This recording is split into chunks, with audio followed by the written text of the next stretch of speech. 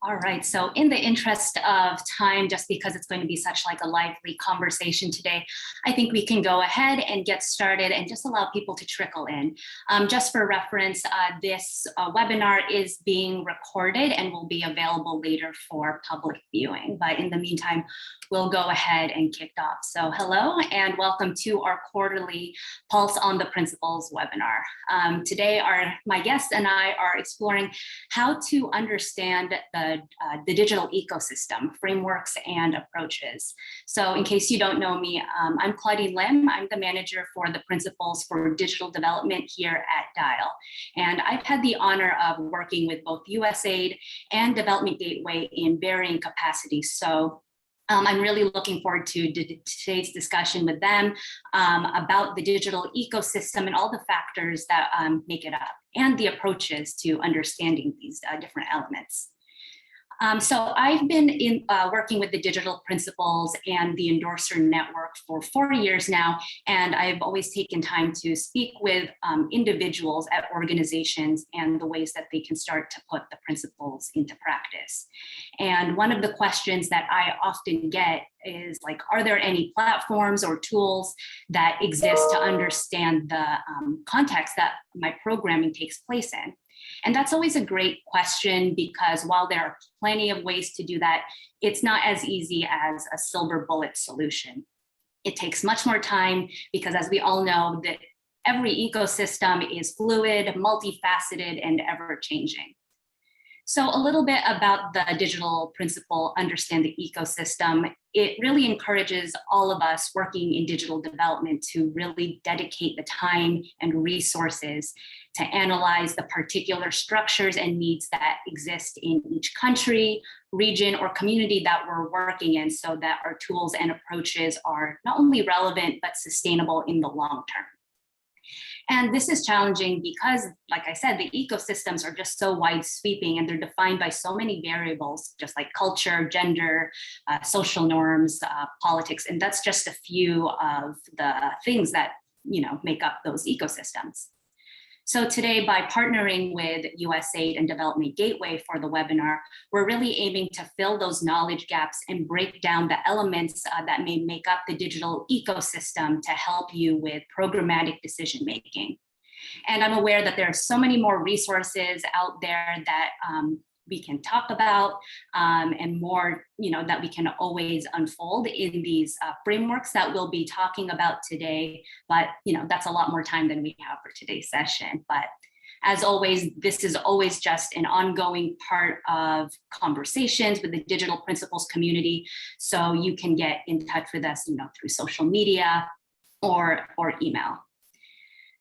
So before we really get started, just a couple housekeeping points. We've collected several questions from the RSVP form that you've all filled out, but we've also enabled the chat box below, so you can add additional questions or comments from there, which we'll discuss at the end of the formal discussion. And if we don't get to your question today, we do collect those, and then we can always answer them on our principles forum or Twitter. So we'll start dropping the Digital Principles, USAID, and Development Gateway social media handles below in the chat. So if you're not following us, do so now. Tag us with any additional questions, comments, observations. We always love hearing from the network. So now, without further ado, I'm going to go ahead and turn to my guests. So with me today is Michelle Parker, Senior Policy Advisor for USAID, and Beverly Hatcher-Mibu, Manager of Operations at Development Gateway. So I love it when my speakers kind of get the chance to, talk about themselves a little bit. So I'm just going to turn to Michelle very quickly. Michelle, can you tell us a little bit more about, what you do at USAID and your background? Sure. First of all, thank you so much, Claude and Dial, for inviting me to participate today. I'm really excited, and I hope this is a very lively discussion. I think this is a very exciting area, and I'm just looking forward to today's conversation. So I am a career Foreign Service officer with USAID. My technical area of expertise is democracy, rights, and governance, and I've worked with many, handful of people anyway, on the call today. And I am currently currently managing the implementation of our agency's first digital strategy, which was launched April of last year. So we're coming into about the 1.5 year mark right now. And I am not a digital expert, although I would say after 2 or 3 years of working in this space, I am getting there. I'm getting there in some of the ways. But anyway, that's my job. And so today we're going to talk about the framework, which is one of the things that we've developed out of the strategy. Was that enough, Claude, or did you want anything else? No, that's excellent. Thank you so much, Michelle. Beverly, what about you? Can you tell the audience a little bit about yourself, your background, your expertise? Sure thing. Thanks so much, Claudine, Akshika, Dial as a whole. Michelle, super excited to be sort of bantering back and forth with you this morning. So hi, everybody. I'm Beverly Hatcher-Mbu. I'm a manager of the operations team at Development Gateway and also the senior advisor for data protection and governance. I'm a lawyer by training, go figure. So I look a lot in the course of our work at DG, we work cross-sectoral. So I work on everything from fertilizer to aid management platforms. But I particularly look across our projects and programs at how we're thinking about data governance in the digital age. So I'll try to bring some of that, a little bit of that element into what we talk about this morning. What else to know? I'm a British-born Nigerian. DC is home, has been home for a while. And I've been at DG for 3.5 years. Again, I did say I was a lawyer, so if I say something crazy from a digital perspective, please excuse me. I've been working in the space for a little bit, but still constantly learning new things every day. I'm really excited to really have a back and forth, both with Claude and with Michelle, but also those of you who are participating. So I hope this will be an active discussion. All right. Thanks, Bev. All right, so I'm going to kick off this conversation just with, kind of setting the landscape a little bit. So maybe Beverly, you can kick us off just with like a really basic question about why is understanding the digital ecosystem important and for whom is it important? And then we'll turn over to Michelle. Without going into too much detail, I think it's important for everybody without sort of overstating the obvious.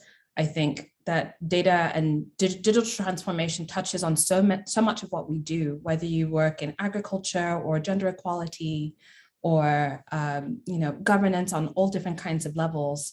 So for us, and this is sort of how I found my way into working in the data and digital space, was that as a lawyer, I cared a lot about rights and engagement. So I'm curious to hear how Michelle will talk about her sort of democracy and governance background. But I increasingly found that so much of how we're experiencing and protecting and engaging with rights is happening in the digital space. So understanding who the decision makers are, why they're the decision makers, what kind of data they have access to or don't, and how that shapes everything from policies to laws that really impact regular people is a critical part of how we do work in so many different areas. So it's really it's a foundational building block, I think, especially for the world that we're living in, to understand what it means when all of these different players, processes, and information intersect with one another. Thank you so much. Michelle? Well, it's kind of hard to add to that. I think Beverly did a great job. From USAID's perspective, from my perspective, one, it's a principle, so therefore we must adhere to it. But more than that, it's unpacking what we mean by an ecosystem. And I think that's been the challenge. I think it's one of those jargony terms that is very important to define. That's why I'm, again, excited about this conversation. But it's understanding how pushing on one part of the digital ecosystem can pop up another, or how it impacts another. That's part of really what we're trying to look at when we say an ecosystem. So if you're doing a project in digital financial services, you do need to understand the laws, the data privacy laws, the protection laws, the laws that are dealing with, maybe cross-border economic trade. You may also need to be understanding what's happening with the digital infrastructure. Is there access? What about the affordability? How will that impact your bottom line? So it's understanding these different pieces of the ecosystem when we're going through as development practitioners in designing a project, in having conversations with our government counterparts, in talking to the private sector, figuring out how we can help support and enable them. So it's really a practical set of knowledge and skills and frameworks that we need as development practitioners to be effective in our job in the digital age. So for me, that's why it's really important as far as who everyone across the board needs to be involved at some level. If you're the user, if you're the beneficiary, how, you know, as Beverly pointed out, how's your data being used? Who has access to it? What are my rights as an individual to be able to protect myself and my data? And it just kind of goes all in around the line, but I'm sure we'll get into some of those details shortly. Thanks. Thanks, Michelle. And I think that's actually an excellent segue to your presentation on introducing the new USAID assessment framework. So if we can pull that up right now, you know, you said like, what do we mean by the ecosystem? We talked about like how that incorporates like so many things, so many actors. So with this new thing, can you like break that down for us? Absolutely. So first, I am so, again, excited about being able to present this. You all are our very first public audience. This graphic and our little explanation of this graphic was cleared, I believe, last week when I was on vacation, which is always a wonderful thing to come back from. So this is our first chance. Be kind to me if I don't get it 100% right. When we launched the digital strategy in April of last year, you know, we really thought about what is this concept of a digital ecosystem, because of course that is a huge part of our goal, which is creating open, secure, and inclusive digital ecosystems. We knew immediately that we wanted to create a tool to assess the ecosystem.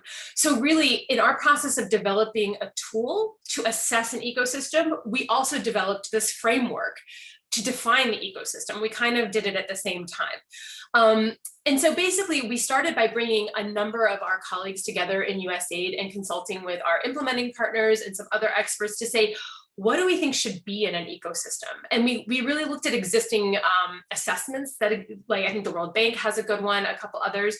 And one of the things that we identified was the need to have this red circle of digital society rights and governance, because a lot of the existing frameworks 2 years ago really focused on some of the digital economy and some of the infrastructure pieces. And so we really wanted to bring in that governance side, and guilty as charged, probably from my background, I might have advocated heavily for that, but we did think it was important to have it built out in the ecosystem. And then we also identified a number of crossover topics, which is the middle circle. So I'm going to walk you briefly through this, and then we can have more conversation. Essentially, the first pillar is the infrastructure and adoption. And so this is the actual physical connectivity. Where are the towers? How does connectivity work? You know, are you doing broadband or Wi-Fi or what have you? The second one is about the security, interoperability, and competitiveness. This is of the market for internet connectivity. So this is, who are the ISPs? Who regulates? How does that work? Is it a multi-stakeholder approach? Is it just state-run, et cetera? Affordability. How much does it cost for people to access the internet? And so this is where we're getting into the digital divides pieces. It's not only gender digital divide and rural urban digital divide, but also financial digital divides. And then of course the digital literacy piece. You know, in order for people to be functional and be able to work in a digital age, they need to have literacy. And this is both for software, information, and hardware. So it's kind of across those. And for literacy, we do use the DigiComp framework from the EU. That's really what grounds how our approach is right now anyway for digital literacy. The second, the red circle, as I mentioned, is the digital society rights and governance. And this is where I think this model is quite a bit different than the other ones that I've seen out there. And it's really focusing on, as Beverly mentioned, digital rights. We wanted to call this out of this elevation of human rights online, because we've seen, again, a lot on digital repression. We specifically chose that framing because of some great work that's come out of, I'm forgetting his name right now, but he just wrote a book on digital repression that really defines these different spaces. And we found that that framing was good because regardless of the government type, different governments use digital repression as a tool, whether they're democracies or autocracies, et cetera. I mentioned earlier internet governance. The governance part of it is over here. Of course, the role of civil society media as watchdogs, as advocates, is really critical, and we wanted to pull that out. And last but definitely not least is digital government. I know other people talk about it as e-government, e-governance, digital governance. We chose digital government as the way we're defining it, and we have a lot of frameworks underneath this. And last but not least, I think this is the most mature of the three pillars of the ecosystem, which is the digital economy. And this is where we include, upskilling, talent pool, the tech startup environment. I already mentioned the example on digital trade. And again, that's where it's tying into the rules and regulations on the digital society rights and governance piece. Of course, e-commerce is huge, and digital financial services are becoming, or if not already, core of everything that we do across our portfolios. Lastly, this middle circle, we did identify a handful of areas that were cross-sectoral and really covers all of the pillars. We wanted to elevate cybersecurity. It is so critical across everything that we're doing to always have a cybersecurity lens in our programming. The geopolitical positioning is obviously very important to understand the actors and what have you in the ecosystem. I think the principles describe that quite well. The emerging technologies, it could be existing technologies too, but it's kind of that catch-all for, AI, quantum computing, robotics, drones, etc., and how those intersect with these different areas. And finally, inclusion. I know we already have digital inclusion baked through this model, but the idea with inclusion here is more intersectional inclusion. For example, we recently did a digital ecosystem country assessment in Serbia, and we were looking at the role of women, right? So a digital divide issue in that first pillar, having access to education in the technology space. So that really touches on the digital economy. So we wanted to look at women in tech specifically. So that's where that intersectional piece comes in. That was a very quick overview of a complex idea, but I hope that gives you a sense of kind of how we're starting to see this as USAID. Thanks. Thanks so much, Michelle. And yeah, that's like a ton, but excited to kind of get more into those details through this conversation. So I'd love to switch it now over to Beverly, who does like a lot of, landscape assessments on behalf of Development Gateway, kind of talking about like their approach and methodology. So Bev, I'm going to turn it over to you. Michelle, that was super impressive because that was really concise. I'm like, oh my gosh, how am I going to boil all this down to continue to make it accessible? I think the USAID framework is such a great starting point because so often one of the biggest issues around really understanding the so-called ecosystem is even being able to share the same vocabulary, understanding what we mean when we say data, when we say an ecosystem, when you say digital, means different things to different people in different settings. So if we'll go to the first slide or the next slide. So this is the point at which DG sort of jumps in. So if USAID if the USAID framework gives you the overall language, with DG we sort of can give you the nuts and bolts through our assessment process. A little thing to know about us at DG, if you're not already familiar with us, we have historically been implementers. We're technical providers over the last 20 years. We've done everything from airlifting servers into countries where it's really difficult to access things by road. We've implemented systems, delivered digital transformation in the form of, hardware, software, all of that jazz. So we definitely come to the idea of understanding the space from the perspective of really thinking about what works and what doesn't. So that's a little bit of what informs our thinking around what we call our CALM assessment methodology.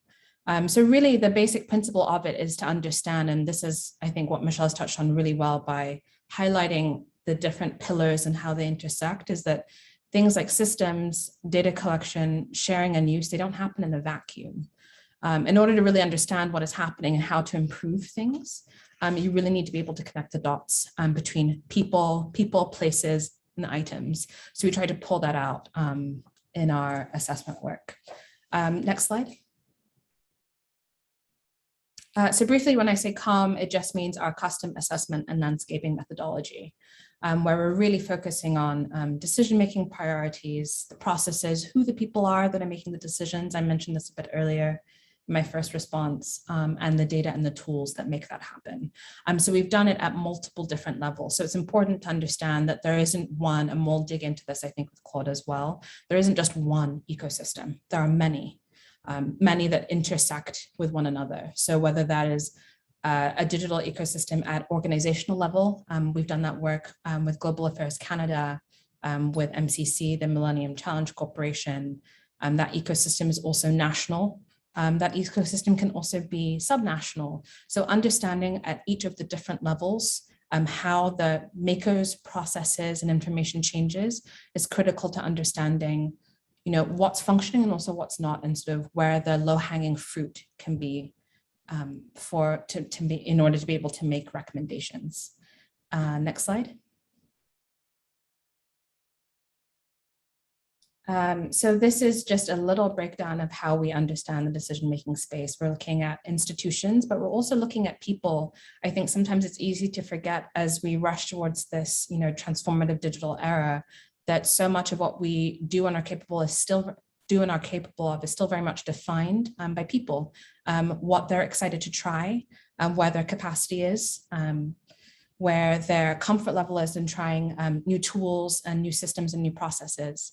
So a lot of what we pull out in our assessments is not just, okay, this tool would be a great, this information system might be a good idea, but understanding what the level of capacity looks like. So that means asking questions around, data literacy, understanding that, asking questions about what tools are available around data visualization. We're human beings, right? And a lot of us are very visual learners. And a lot of times, and more often than you think, it's not that the data is inaccessible, but it's in a format that people can't readily engage with. So it's not that the data doesn't exist, but it's in a format that people can't use. And when you're thinking about policymakers, when you're thinking about, people who are running departments, setting strategies, at national government level for sustainable development, they don't have a lot of time. They don't have a lot of time. They don't have a lot of resources more often than not. So you really have to think creatively about, is the blocker actually that the data doesn't exist, or that it's not in a format, and how can we get it in a format that people can more readily use and engage with? And that's something that's really close to my heart, because when we talk about sort of data protection, it's not sexy enough for a lot of people. They're like, it's fine, just take my data.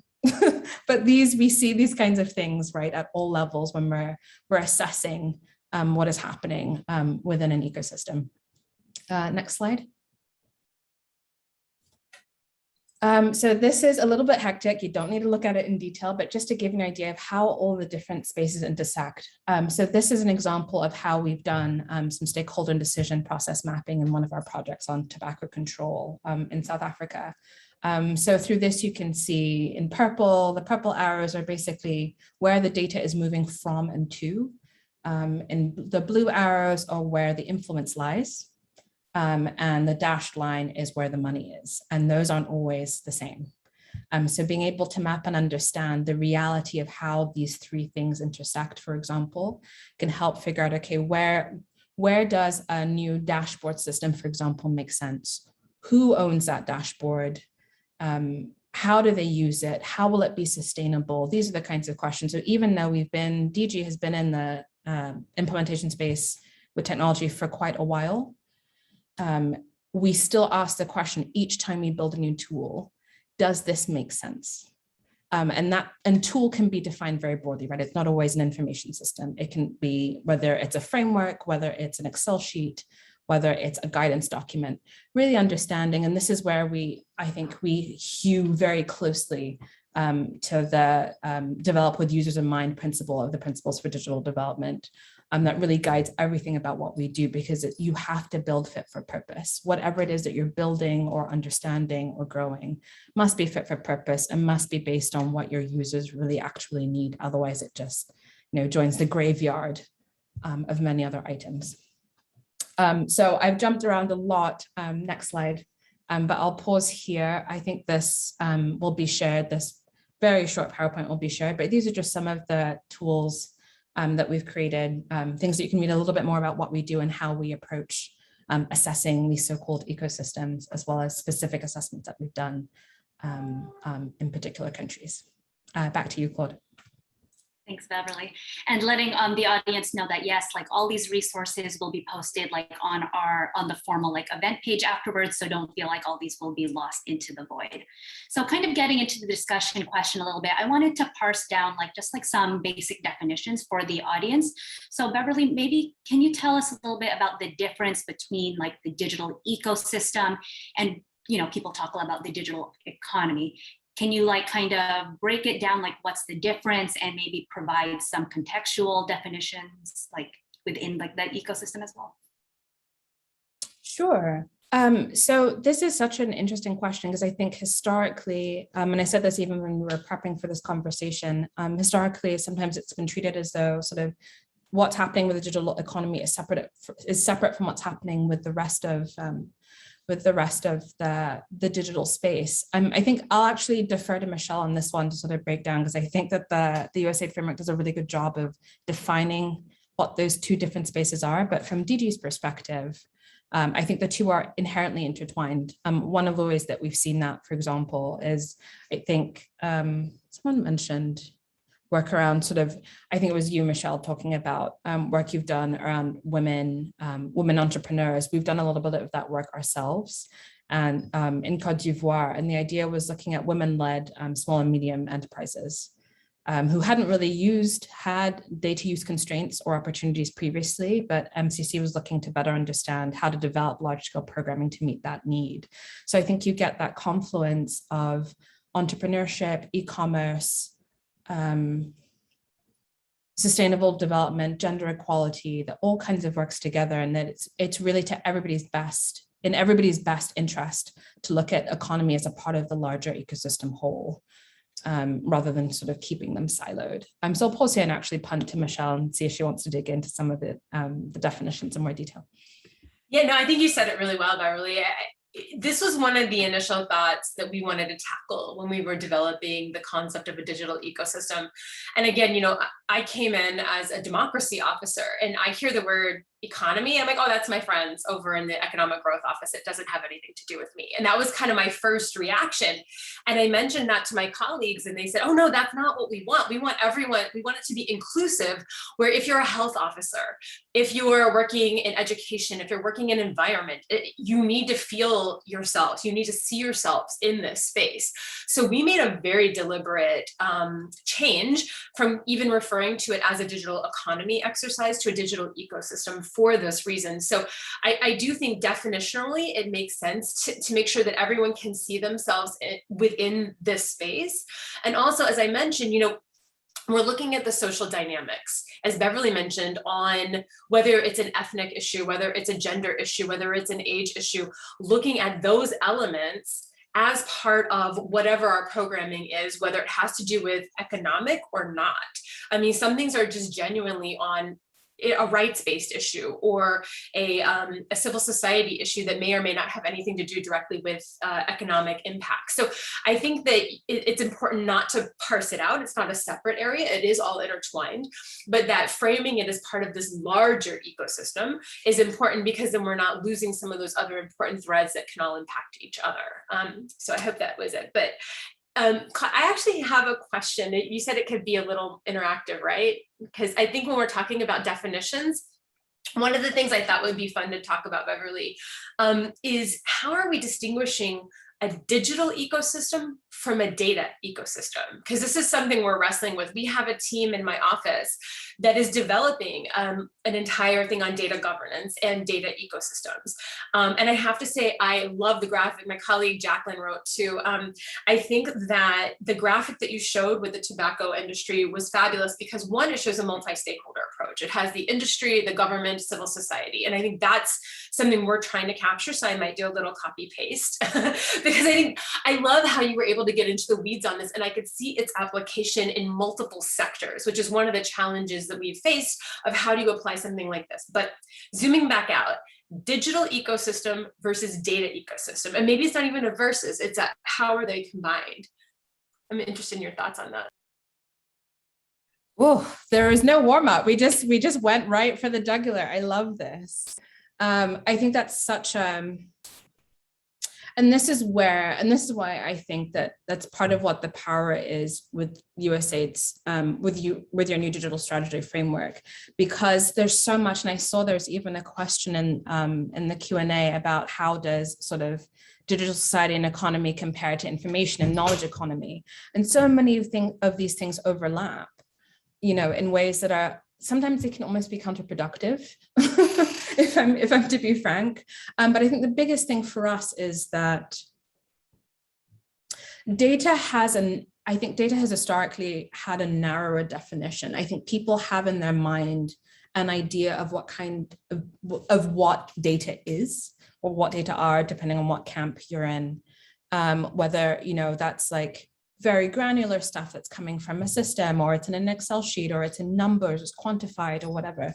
But data is a lot broader than that. Data is also, the qualitative information that people gather. That's understanding, people's behaviors and attitudes. It's understanding, it's not just the number of students who are in school, but it's also how they learn and their learning outcomes. So I think a part of that division between data and digital is I think digital is a broader word that seems a little bit more accessible in some ways, because people can understand that might be highly quantitative or qualitative, but it might also be a lot broader than that. And that's something that I wanted to touch on. I'd had in my copious number of notes to discuss here, is that one of the things that we find in our assessments to really make them nuanced and context specific is that people have very narrow ideas. Because they have a narrow idea of what the data can be that can help them make decisions, they also have a narrow idea of who the decision makers can be once they have that information. So a part of our work is highlighting where some of those assumptions take place, and then saying, your decision makers aren't just the people who sit in the planning department in Ghana at the national level. Your decision makers are also your local level decision makers, your local level planning commissioners and their staff, because not everything has to go back up to the federal level. Some of that information, whether it's about, speaking to learning outcomes, can really directly help reshape improving service delivery of hospitals and hospitals and schools at the local level.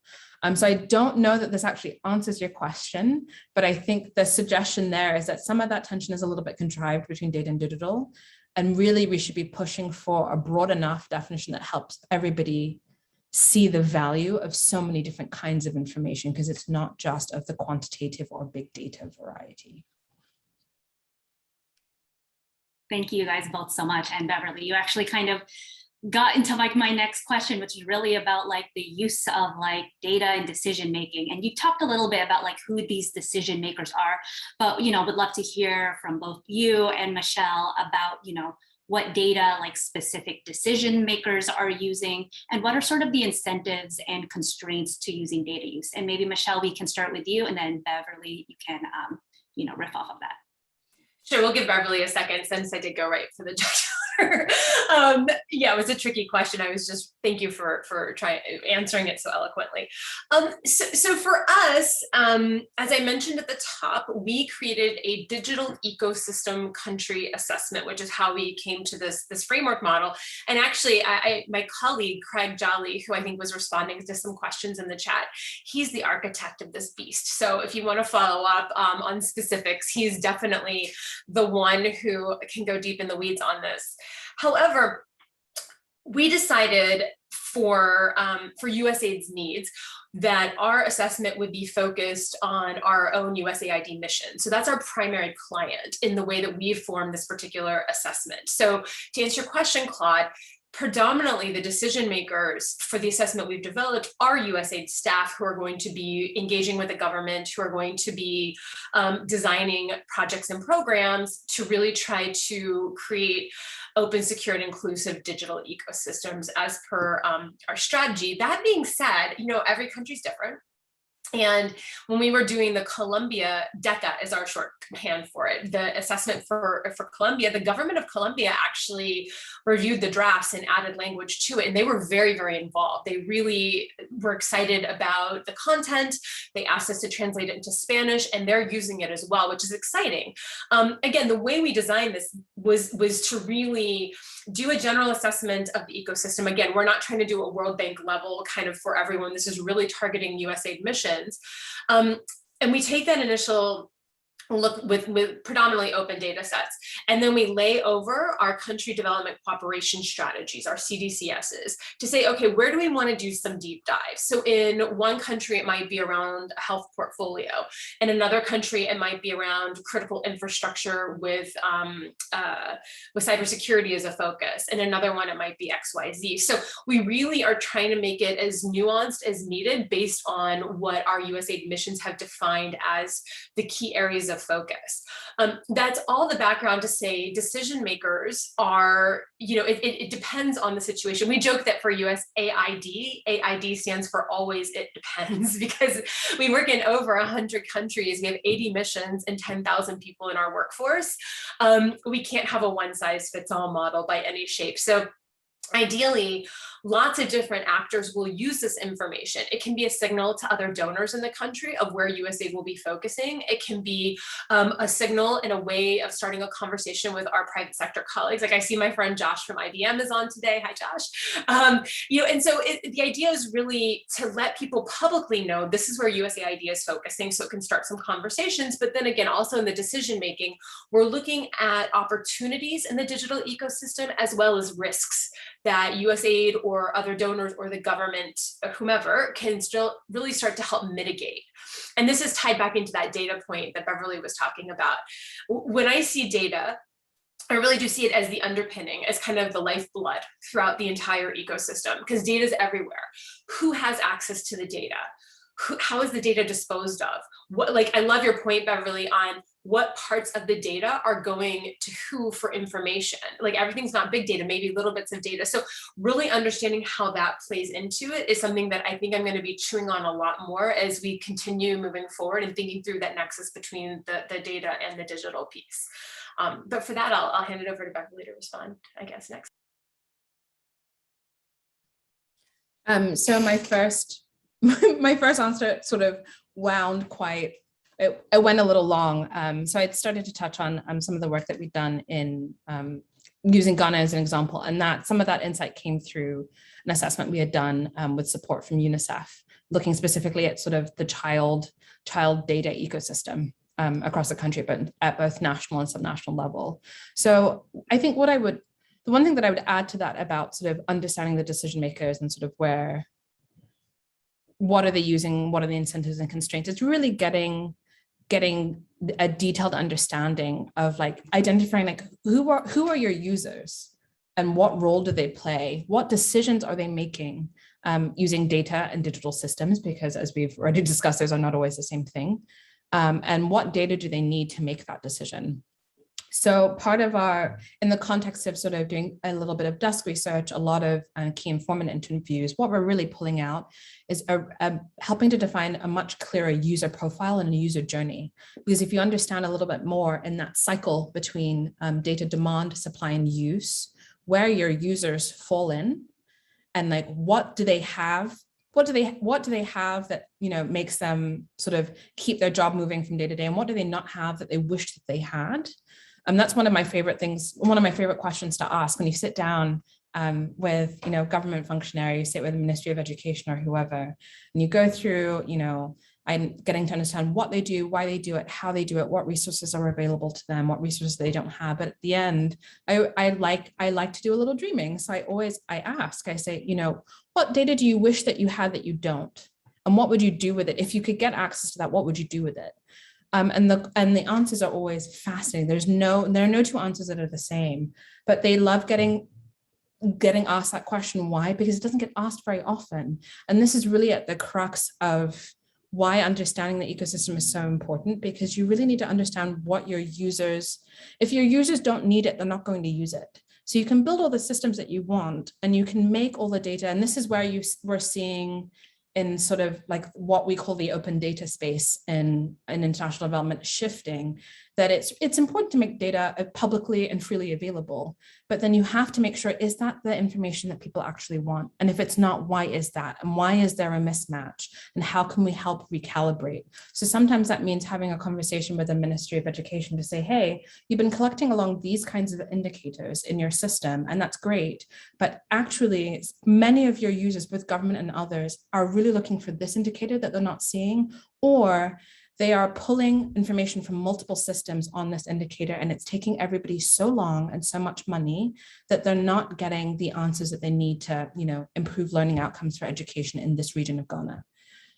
So that's sort of part of the power, and I think part of the excitement of really understanding your decision makers, but really in digital lingo, it's understanding your user, where they've come from and where they're going, and then using that to identify, okay, where is the low-hanging fruit to figure out, okay, how do we change our programming? How do we change our monitoring and evaluation to meet this need?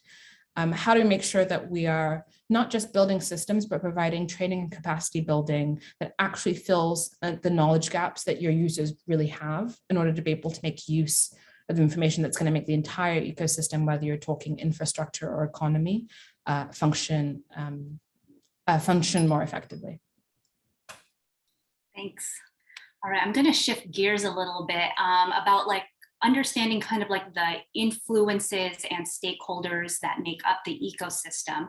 And I know I had 2 questions, but I really want to condense it into one, because I know, Michelle, with this new USAID, framework, you talked a little bit about the different elements that make up the ecosystem and how those elements really impact one another. So I'd love to hear from you about, how USAID or, how this tool looks at the forces that kind of shape the entire digital ecosystem, and to, pull on that thread a little bit about how that kind of impacts the way we do our work. Sorry, trying to get to the unmute. Sorry, Claude, could you ask that again? I'm trying to make sure I hit the question that you want. Yeah, so I think just kind of breaking down the US, just how has the digital ecosystem been shaped, and tell us a little bit more about the different elements within the USAID framework that make it up. Okay, yeah, so we started, as I mentioned, actually it was around 2 years ago, before our strategy was even launched. We pulled together experts from across the agency to really say, what do we think needs to be in the ecosystem? And I think one of the most interesting parts of that conversation and evolution was, how do we deal with the sectors? I mentioned a few minutes ago that when I first heard the word digital economy, I immediately thought, oh, that has nothing to do with my work, because I don't work on economic issues. And I think some of my colleagues in the health and agriculture and other spaces also felt that way when they looked at this. They said, oh, well, I see democracy and governance in there. I see infrastructure and I see the economy, but I don't see us. So what we've been doing with our colleagues is really trying to take examples from different sectors and kind of walking through that to test the theory that this can be for the entire agency as we're doing. So maybe it'll be easier if I walk through this. So talking to my colleagues in global health, let's say, okay, you want to help the government of X with a health system strengthening, or let's take a COVID example, right? We want to do some kind of vaccine tracking with COVID. First thing we say is, okay, what are the laws that are in place around the data management? How do you look at the legal system? Can we share this information? Is there privacy laws that we need to be thinking about? And what part of the, do you have a Ministry of Health that can do this? So you're kind of looking at that society rights and governance piece. Then you say, are there civil society actors that we need to be engaging on this? Who do we need to be bringing to the table as we're forming this kind of concept? Because we want to be doing an online tracking system. So that's kind of the first piece. Then you say the connectivity. Okay, where do people work? Where do people live? How are we going to do it? Oh, there's no connectivity there. Do we need to talk to the ISPs about coming up with some type of creative solution to be able to go out there? Do we need to have some kind of deal with them to lower the costs so that people can get access to the internet right now during the pandemic? Do we need to do something within that governance, or not governance, but within the market of the connectivity to be able to increase access? What about digital literacy? Or do people understand what we're trying to do? Do they understand how to use, let's say it's an app that was created. Do they know how to use the app? Do they understand this? Because we want to make sure the data that's coming in is correct. We don't want to be putting vaccines in places that aren't practical. So that's kind of that first circle where the infrastructure access and use piece. And then the third part, you go to the actual economy. What do we have the talent pool in place to do this? Do we need to do some rapid upskilling and training? Does this cost anything? Are we going to need to do some digital financial services? Are we going to need to transfer money so people pay for this? Is this free? Do we need to pay the clinics? Kind of working through all of those different pieces. You can use the framework to think through, okay, I know it's a health program, but let me kind of look at all of these pieces to make sure I'm not forgetting anything. And then if there is a way to automate, do we want it kind of the middle circle, right, about emerging technologies? Do we want to pull some AI into this? Do we want to say, okay, we're able to do some tracking, let's do some basic machine learning, put in some data sets and be able to say, oh, okay, this is the trends that we're seeing or what have you. I mean, is there sophistication enough within that country to be able to use emerging technologies to help, I don't know, do this faster, do this better, do this more reliably? There's a lot of questions. And then also looking in that middle circle, we're saying, okay, there's a lot of very sensitive data that's probably going to be put in there. As we're designing a new system, what are the cybersecurity protocols? Do we have a chief information security officer? Do we have someone who's watching to make sure the enterprise doesn't get a ransomware attack? Where suddenly we're trying to do vaccine distributions and the whole system shuts down unless we pay $1 million in cryptocurrencies to whoever. So really understanding, in the case of a health system, how all those pieces matter is really where we think that this is a good framework to be able to use in any circumstance with any different sector that we're working in. So I hope that was a helpful way of kind of understanding how at least we're thinking. We need some use cases. We just put this into the wild on Friday. So this is our theory, and we're really looking forward to having people use this framework and play with it and test it out to let us know if how we're envisioning this is actually working in practice. So thanks. Thank you. Beverly, anything to add to that about, like, you know, how ecosystems are shaped, the sorts of different elements that, you know, you all at Development Gateway like look at? No, and interesting, there's so many things to say, and then I'm also looking at some of the questions. I know where we could have done this session for probably 2 hours and just kept going. I think something actually different that I wanted to highlight about how there's a question there about how the digital ecosystem in developing countries like Ghana is changing, and also and tied in with what some of the downsides are, is that we have to be careful sort of as an industry. So I'll answer that in terms of, like, I think that those are important questions to ask as a part of this conversation. I think we have to be careful about overprescribing around sort of the silver bullet that you mentioned, Claude, at the start. Of data and digital systems. One of the things that we see actually is that not a lot of times, but in a fair number of cases, including in Ghana's case, you know, it's not that your challenge isn't always a technical one. It can be very softly around skills. It can be very softly around, I say soft, maybe that's not the best word, but it can be, a lot of it is about power. And fear, and people knowing that knowledge is power, and that if they are the gatekeepers of that knowledge and that power, that gives them longevity. And this is why it's so important to really understand, and this is why there's so much emphasis on mapping the decision makers and who they are, but also how they relate to each other, because decision makers are generally not made equal, for lack of a better word. And then this is, again, like, a clearly fangirl for USAID's larger framework, but I think having a rights-based approach to understanding the space is mission critical, and this is what is a lot of times left out of a lot of larger assessments. That, you know, if you don't understand the power dynamics, like sometimes it's not because there's a lack of a centralized system to centralize data in a particular sector or area. It's because there's a turf war. And if you don't understand that there's a turf war between your various agencies, you can't get past it. So what I see is that while I think information management systems and other kinds of very highly technical software or hardware-based tools can be really valuable, they have to be accompanied by an understanding of what are the non-technical pieces that need to be strengthened in order to make that happen. So I think that a place like Ghana, as I look into the future, is doing, you know, depending, very sector by sector, but at least in sort of the child's rights space where we did our assessment, is doing a really good job of identifying that they have some systems in place, but they really need to upskill that both and data analysis and visualization skills at the local level in order to make those endpoint systems useful. So I think that's the way of the future, of really figuring out how we do that on easy transition, or we manage that on easy relationship between humans and technology. I think that's a discussion we're having in many countries, not only in developing ones. But I think IC Ghana is really at the forefront of trying to navigate that balance. And also just remembering, and this is something that we value quite highly at DG. Again, this is around the principle of really designing for users in mind. We don't recommend technical tools for the sake of recommending them. If it doesn't make sense, if it's not sustainable, we're not going to tell a client or a partner that that's the thing that they need to do. And I think having that sense of integrity in how we think about the digital ecosystem is really important, because a technical tool isn't always the right solution. And this is when it becomes important, using a framework like USAID's, using sort of the COM assessment that we use at Development Gateway to think, what makes sense in this context?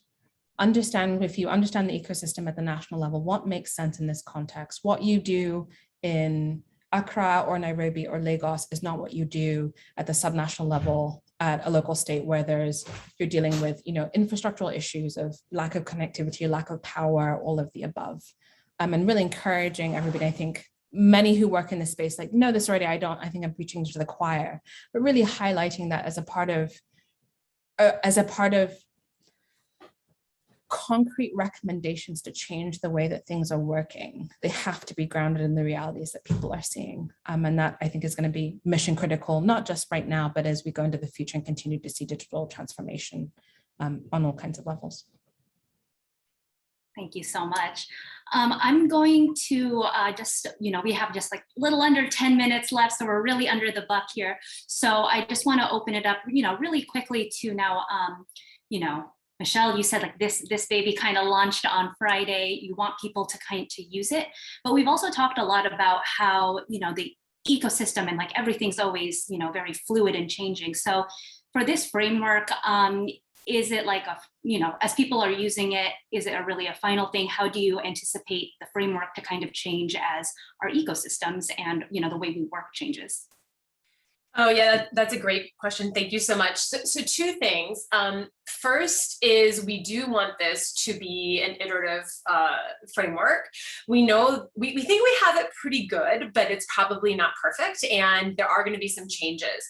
So our idea is that we release it into the wild last week, and in about 18 months, we want to do a very, very deliberate feedback loop. My team and I are really thinking through what that looks like, how we can work with groups like Dial, like Interaction, like some others, to maybe work through these networks to get very concrete feedback as different actors around the globe are potentially using this framework to understand the ecosystem, saying, gosh, for example, we've already had feedback. Why didn't you highlight data? Well, again, we see data through everything, but maybe we do need to call that out. Someone initially said, we don't like emerging technology. It should be regular technology. Okay, we have it. So I think we appreciate the kind of initial reactions and we want to capture those, but then we also want people to really try to use this and give us feedback saying, we kind of need to make sure this is included somehow. So there's two things. First is, if you do have some immediate reactions to this that you want to share with us, please send us a note at digitaldevelopment@usaid.gov. And I think I've seen it a few times in here, but we can also put that out as a follow-up. That's our general inbox. It's monitored by my fabulous colleague, Ashley, who's on this call. And so we do read those and we will take those seriously. However, we want to have a very structured feedback loop also, because we want to make sure that we're getting information back, and that is in the process. But our plan is in about 18 months from now to really collect that information. And then if we do need to iterate at the time, we'll do it. The second point I wanted to highlight is I mentioned we have an assessment coming out that is in the clearance process, and hopefully in the next, I hate to even use a month, I'm sure Craig is cringing right now if I were to say a month, but in the next few months, it should be public. And this is a toolkit. It is meant to be for anyone to be able to pick this up and use it to do an assessment at this level, not at the level Beverly's talking about. I agree that's a level more nuanced, which would be a very nice compliment if we say this is a space you should look at, and then using the assessment that Beverly and her colleagues have developed. But within our assessment, there's a series of research questions, there's protocols. It's basically a how you do research on these topics 101. So we hope that'll be helpful as people look at the ecosystem and try to apply it, is to take the assessment tool and also use that to say, here are the questions you should be asking, and here are the people that we recommend you talk to. And you know, it doesn't have to be an official assessment for USAID. We think that the questions are general enough that anyone should be able to apply them to your own work. And again, that's something we would love to have feedback on. So those are the two things we're going to be doing to really try to get feedback from our community on how we can improve this tool. Thanks.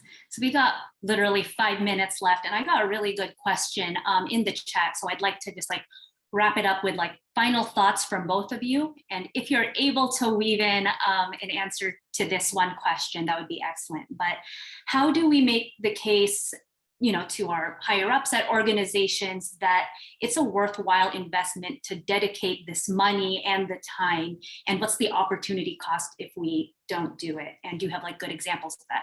So you can incorporate an answer to that, as well as just like final thoughts, you know, parting words for the audience. And Beverly, let's kick off with you, and then Michelle. Oh, I was really hoping Michelle would go first.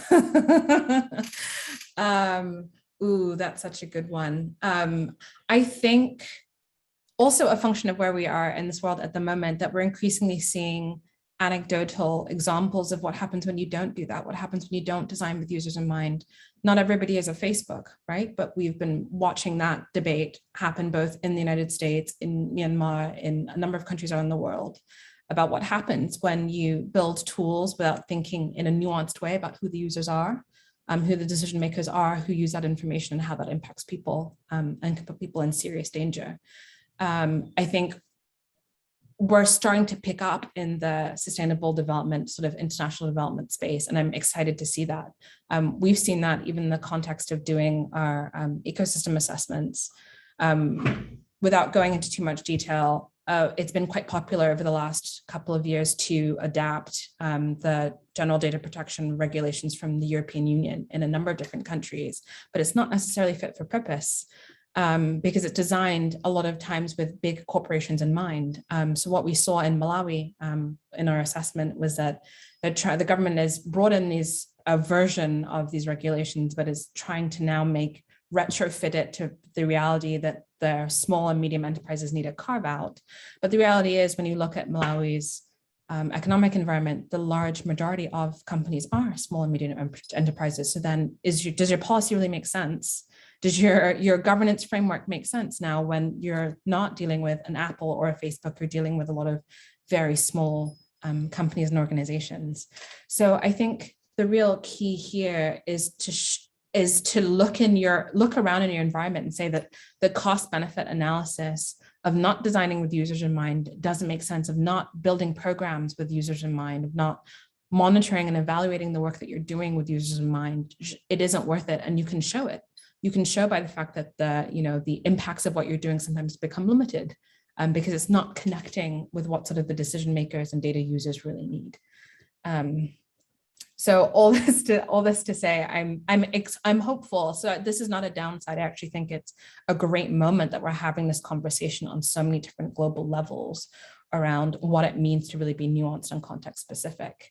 And I think that assessments and frameworks that help us share the same vocabulary and then dig into understanding people's key priorities and needs, and then reflecting that is really the way of the future, making sure that we're building a digital environment that really suits everybody and not just the lucky few.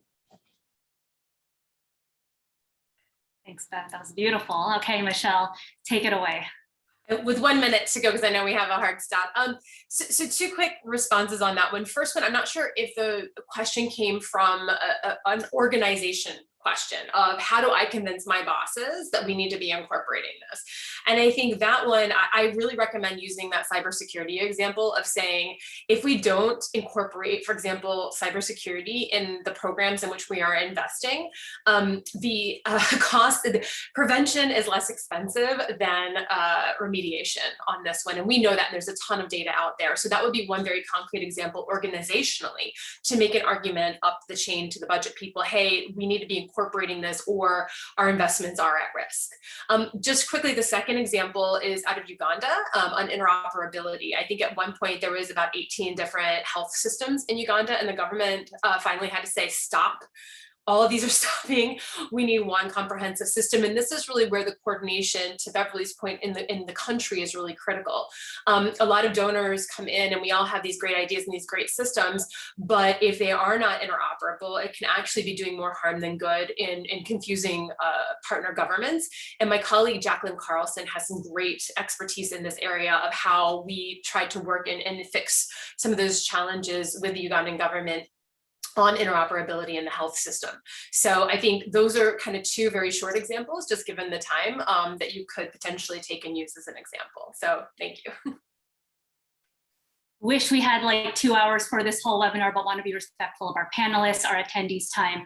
But, Michelle, Beverly, thank you so much for, sharing these assessments and frameworks with us. Like I said, we're going to have all of these available on the event website. And we have a ton more questions for guests, but, we'll send those over, try to get those up so, people, we can continue this discussion. But with that said, thank you everyone for joining, and see you on the internet. Thank you so much. Take care. Thanks, Claude. Thanks, Michelle. Bye. Good luck, Beverly.